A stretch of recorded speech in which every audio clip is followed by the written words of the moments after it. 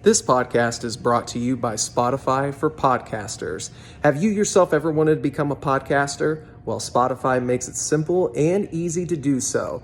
You can record, edit, and even distribute your podcast straight from their app. The best part? It is absolutely 100% free.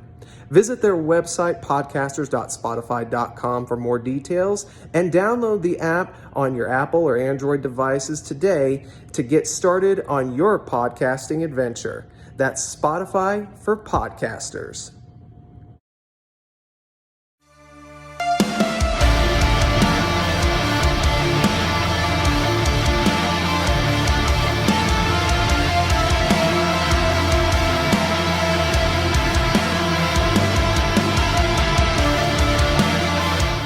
What's going on, everybody? Travis Fowler, Hark Rider. Long time no see, but I am back again for a new edition of the Four Corner Podcast.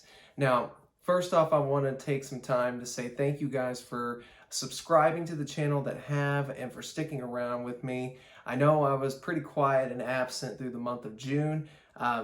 There was some personal stuff that came up. Not all of it was a bad thing. It was just some stuff that we had to deal with on the family side, and I had to attend to those matters first. So after about 3 weeks into June, I had thought about recording a new episode after I did an interview with the interview you'll see posted later this month.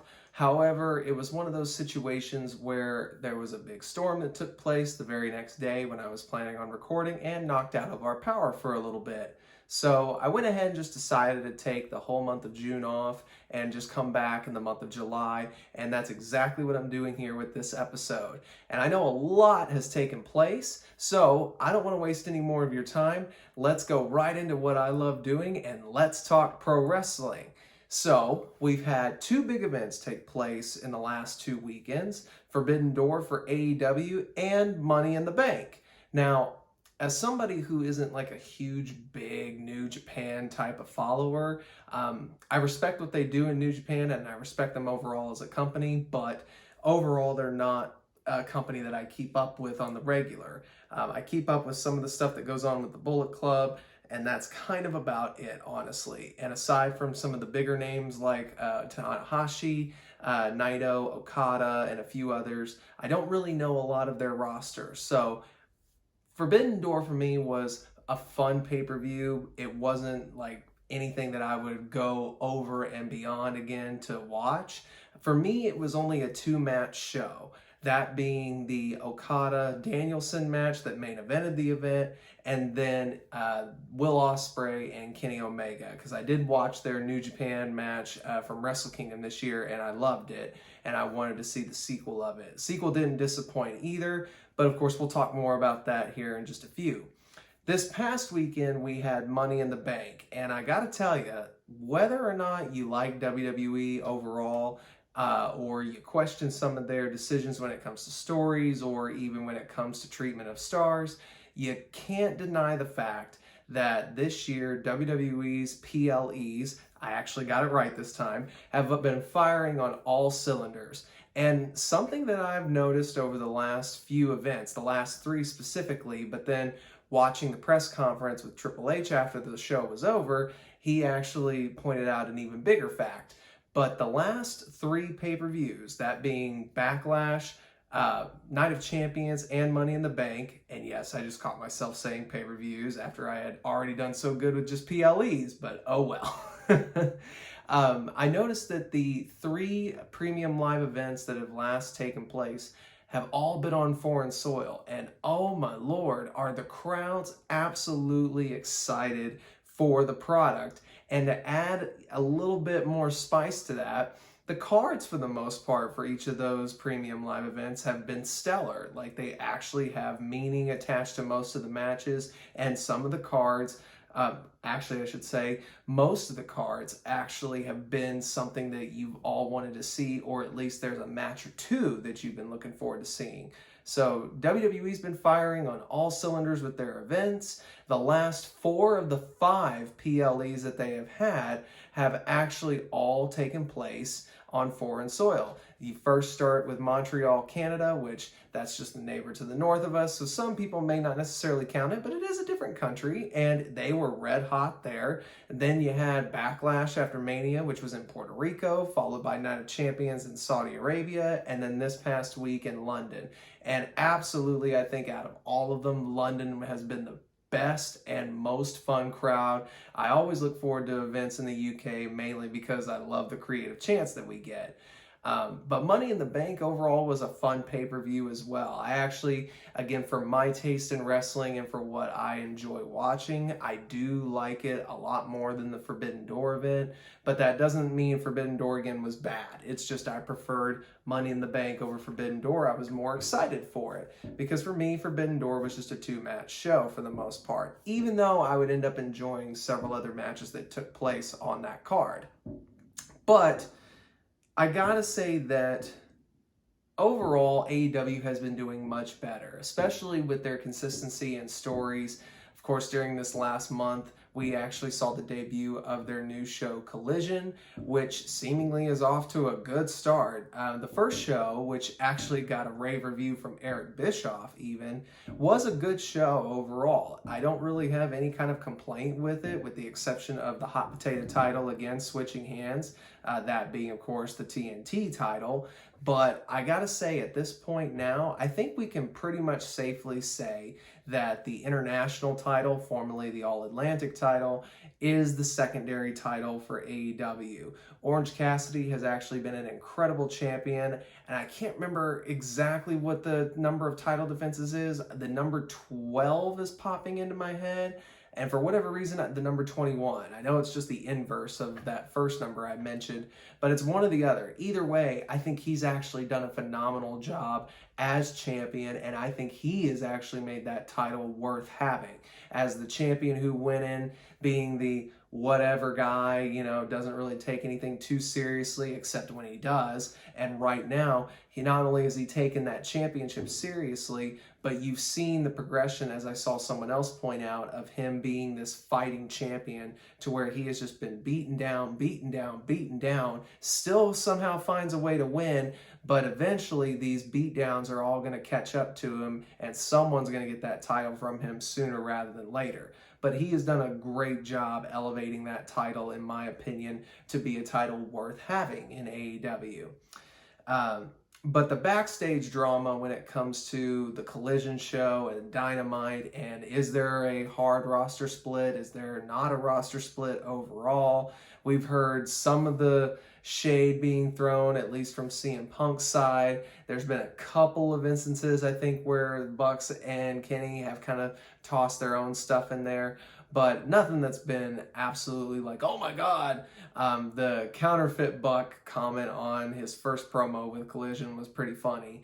But really at this point, I think they really just need to cut the BS aside now, because it's just one of those situations where everybody knows it happened, and they're really leaving a lot of money on the table not running a feud with Punk and the Elite, because look at what it could do. People still are talking about this thing, and it was almost a year ago that the brawl out took place. So now I think it comes to the point where everybody should just be adults and make money from this situation. It's like I've talked to people before. There was a rivalry in particular in the 90s where two guys absolutely could not stand each other professionally, but yet they were able to put their differences aside. I should say actually is more on a personal level, not professionally, but they were able to put their personal differences aside for their profession, and they would turn out great moments. So that being Shawn Michaels and Bret Hart, which coincidentally, Bret Hart is the inspiration for at least one of those guys, if not all four men in some form or fashion. But yet somehow we have yet to see them clear the air and really do business the right way. You can see other examples of personal issues being played out on TV when it comes to WWE, especially in 2005 with Matt Hardy, Edge, and Lita. In TNA, you dealt with the Jeff Jarrett, Kurt Angle, Karen Jarrett now situation that took place. So there's instances that have been some of the most personal things taking place, and yet all being put aside for the sake of business. And honestly, this is a situation where it's not as severe, I don't think, as either of those three examples that were given. So why don't we cut the schoolyard stuff and just get back to making money and doing business? Because there's a lot that could be done with the Elite and CM Punk teaming with FTR. Even though they've got something kind of going on with Bullet Club Gold right now, still, there's a lot of opportunity there that I think they're severely missing. But maybe this will all blow over and we'll get what we've all been wanting. Now, one company that's been absolutely incredible that doesn't seem to have really any backstage drama and just pops out good wrestling like nobody's business has been Impact Wrestling. You've heard me sing their praises all the way from last year, and it still hasn't stopped.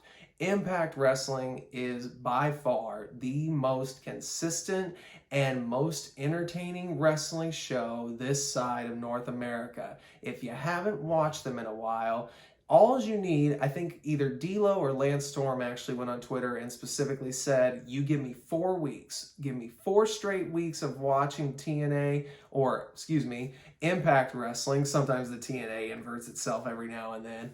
But by the end of those 4 weeks, if you're not entertained to where you're coming back and watching as a consistent viewer, then honestly, I don't really think you enjoy sports entertainment, because I think they've done a great job of fusing the sports and the entertainment aspect. Still, they've got some of those hokey stories, which is fine if you're somebody like me that grew up in the New Generation era, and especially into the Attitude and Ruthless Aggression era.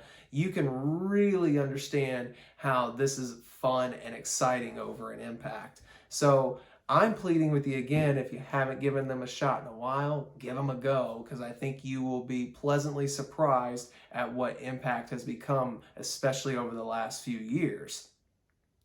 And on the WWE side that we get to go back to now, I want to talk about the Rollins title reign thus far as the World Heavyweight Champion. I know he's just entering now into his second month. We just got out of the first full month. But I'm somebody who's still on the bandwagon of that title is absolutely awesome and gorgeous, as opposed to that, well, let's just call it the branded championship that we still have with the newly revealed WWE Undisputed Universal Championship. It's a sore subject for me, just because I'm like, you had an opportunity to bring back something better and you just stuck with the same thing. They did the same thing with the women's title, and I don't feel any different on that either. But over on the flip side, Rhea's women's world title still looks just as good as the male's world title. And yes, I know they're copies of each other, but they're just far superior than those other WWE main titles that Roman and Asuka are currently wearing. But overall, the title reign for Rollins, I think, has turned out so far really well.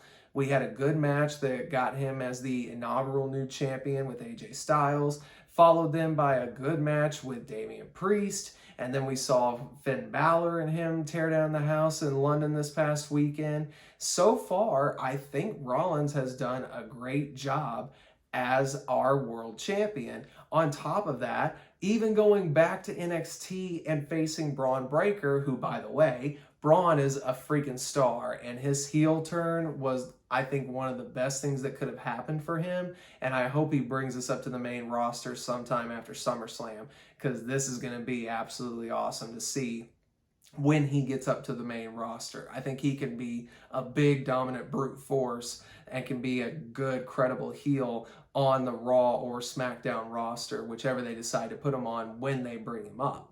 But back to Seth Rollins, I think he's doing an amazing job as champion to start. I hope his title reign actually does continue on at this point, even though I was secretly hoping Balor, and it wasn't really much of a secret for myself. I really wanted Finn to win, because, hey, that rhymes. Finn to win. I wish that would have taken place, but at the same time, you can see the seeds of the Judgment Day split inevitably coming, and it's actually really good. I hope they take their time to really build this up, and I think it can go one of two ways. Either Priest is the one who will eventually dethrone Rollins, Or I could even see them go the route where the split actually occurs of Priest cashing in and Balor kind of returning the favor to what Priest did to Finn this past weekend, where he didn't mean to distract him necessarily, but it still happened, and eventually it cost Balor the heavyweight title. I can see that being something they do on the flip side, which can then cause the dismay and the disruption to take place.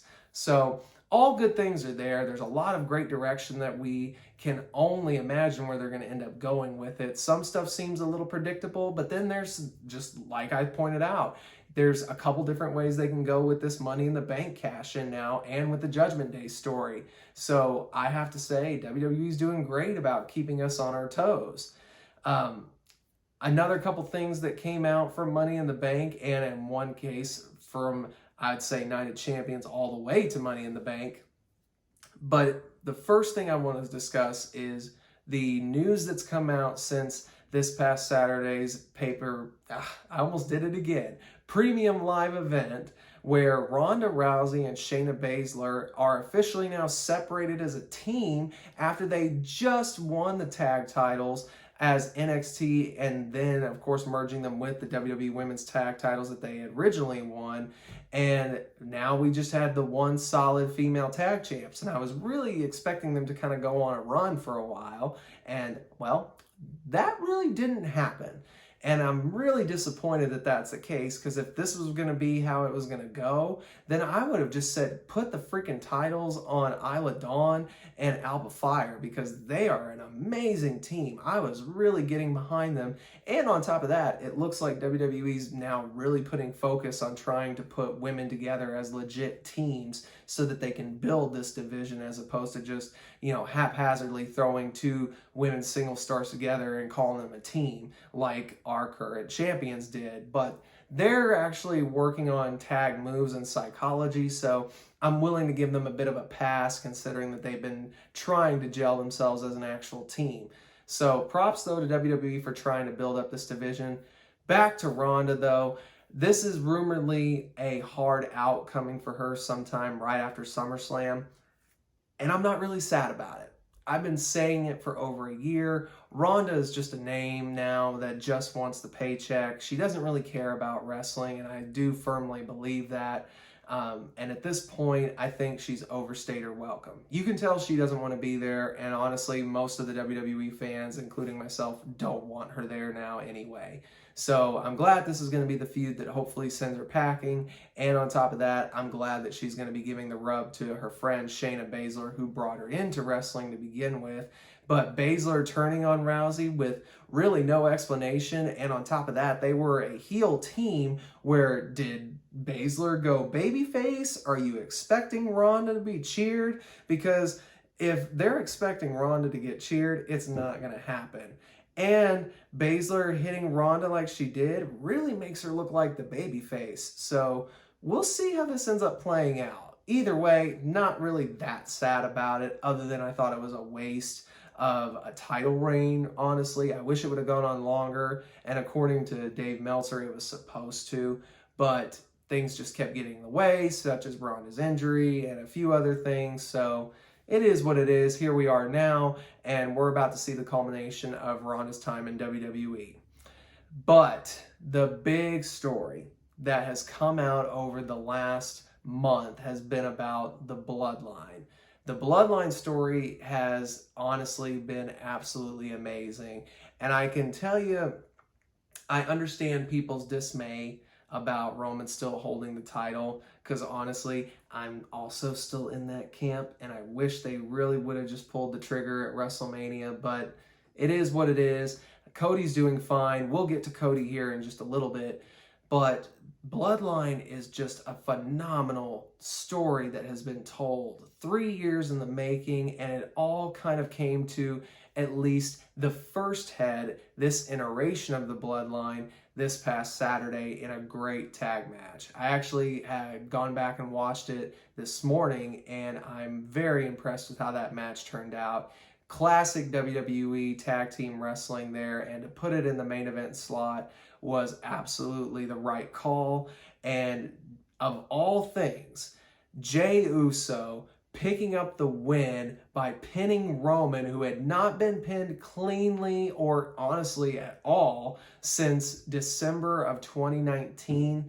That was a great rub for Jay at that point in time, and that was an amazing way to really elevate the Usos to that upper echelon that they were right underneath. Not saying that they hadn't been brought up with this whole story to begin with, but now they are definitely looked at as being a top draw, in my opinion, for WWE. And I think this is going to end up going to Roman Reigns versus Jey Uso for the title at SummerSlam, which I think everybody wants anyway, myself included. So I think it's going to be a fun SummerSlam build, especially with those two going at it. A lot of callbacks were in that match too. My favorite, though, had to be the kick out from Jey where he hit the low blow. And Michael Cole said he missed it on the first watch. I noticed it the second they cut over to it and was like, that's nice. That's a great way, great long-term storytelling there. And I really cannot wait to see what happens next. Now, some fun news actually for, I guess, WWE and AEW, although I think one's going to be better than the other. WWE and AEW have both signed former participants. One for the WWE is coming back after being gone and only making a few one-off appearances here and there. Carlito, who was actually scheduled to also be at my independent promotion show in August, had to pull out of that event along with one in July because he had said that he had inked a deal with WWE, and that contract apparently was officially signed just over this past week.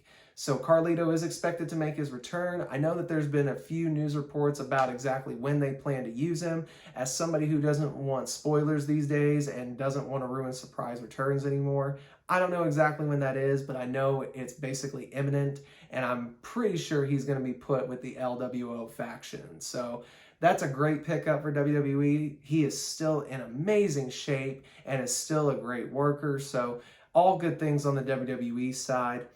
And over on AEW, it was good too that they picked up this caliber of an athlete, but my trepidations come from the fact that I don't think they're really going to do much with him, and where they have placed him to start on his comeback, I don't think is the strongest either. They have re-signed the man that has been known as John Morrison, also known as Johnny Impact, Johnny Mundo, now Johnny, well, he was Johnny Elite. I don't really understand exactly why they switched this, even though I kind of do, but I wish they would have stuck with the Elite. Now he's Johnny TV, and he's paired with QT Marshall. I hate saying that it's a dead in the water thing, but I believe it's a dead in the water thing. And I hope I'm wrong, I really do, because I've always enjoyed watching Johnny TV wrestle, whether he's been in WWE, whether he's been in Impact, Lucha Underground, back to WWE, now in AEW. He just is a phenomenal talent. And as somebody I've gotten the opportunity to meet with him actually when he came through Oklahoma a few years back, and I got to work on a show with him. And he's a super nice guy. So I really hope the best for him. I just don't get a lot of good vibes from it. But something I do have a great vibe about is the future of WWE. Specifically, one star named LA Knight, who this day, as a matter of fact, as I'm recording this, kind of had some news against him, but that was via Hall of Famer Kevin Nash, who claims that he's a bit of a Rock ripoff. And when I say a bit, he means a lot. But I honestly don't think he's as much of a ripoff as Mr. Nash thinks he is. You know, he wants to try to say, and he used an example of the promo that LA Knight cut last week or the week before about shoving this paper up Logan Paul's ass, and he equated that to when The Rock would say the same thing. And he, quote, said, all he was missing was the turning it sideways, which is honestly inaccurate. And while I do see the similarities, I don't think he is a ripoff of Rock. He's been doing this shtick all the way back when I first saw him, when he was still going by Eli Drake over in Impact. So no, I don't think he's ripping him off. But honestly, even if he was, it's not like the first time that a guy has made it to the big time by ripping off other guys. As been pointed out, Hulk Hogan and Ric Flair had both drawn inspirations from superstar Billy Graham. You've seen many iterations given from Hogan and Flair to numerous people that watched them growing up. You've seen guys like The Rock kind of take a little bit from Ric Flair. Shawn Michaels has been the same. There's a lot of guys that have taken things that other guys have made famous and they put their own spin on them because it works, and there's nothing wrong with that. Is it a bit of a ripoff? Sure, but it's kind of like that meme you talk about where it's like, yeah, you can copy my homework, just change it so it's not noticeable. I think it's kind of the same factor. Even though it might be somewhat on the surface level noticeable, overall, it's not the same character. So I do think Nash was going in a little hard on LA Knight, but he has gotten over tremendously organically with the WWE Universe. And I really do think WWE is going to capitalize on it. Triple H specifically said in the press conference, pointed out how he saw LA Knight get the support that he did. And he just said, patience come to those who wait. And or good things come to those who are patient, or good things come to those who can wait. So I do think LA Knight still has a great future. And I was bringing up Cody earlier, saying, as I've documented several times on this show, that I believe Cody is the face of WWE. In my opinion, if it's done right, Cody Rhodes and LA Knight could be this generation's Stone Cold and The Rock, much to the same degree as what Hogan and Savage were for the golden era of WWE. And then going into New Generation, you had Michaels and Hart. Attitude was Rock and Austin. Ruthless Aggression, you can kind of make a couple arguments for, but I would say if you're looking at Ruthless Aggression, it would be Cena and Batista. I don't really know exactly who you would put in there for the generation that was, I guess, called the reality generation. For my first pick, though, I would almost say you could do Punk and Bryan for that, but that's just my opinion on that. Then you can go in with the Shield and say, out of all three, Rollins and Reigns were the two that stood out from there and have brought us to this point. And I think LA Knight and Cody Rhodes could be those two to carry this company forward for the next 5 years. I truly believe that, and I stand by that statement. So I think we're going to see Cody, who's rumoredly scheduled to face Roman in the rematch at Mania this upcoming year, which I think everybody kind of suspected that, and I really do believe that will happen. But I don't expect LA Knight to not have a marquee match. I believe he is going to be slotted in a big-time role. Maybe they'll put him up against John Cena if they keep him as a heel. Maybe he'll be fighting for the world title at that point. Who knows? But overall, LA Knight is somebody that I think WWE knows full well what they have, and they will cash in on it. And Cody Rhodes is continuing his momentum, and he has the crowd still in the palm of his hand. So I honestly don't see a lot of bad things in WWE's future talent-wise, nor character-wise. So it's all good things here in professional wrestling world. And that's all I got for you tonight. So why don't you tell me what you think? Do you think I'm a little off base? Do you think LA Knight and Cody Rhodes could be those two stalwart stars? Am I missing someone else? Let me know down in the comments section below. Make sure you're liking, sharing all of our videos and content that we are going to release quite a bit of in July. We're back to our normal schedules. Make sure you're following us on all of our social media pages, Facebook, Twitter, and Instagram. You can also follow me personally on Twitter at Travis_Falhark. And I will be back next week once again with another new episode of the 4CP. But until that time, thank you so much for your patience once again. I look forward to talking with y'all again next week. And until then, continue to love pro wrestling.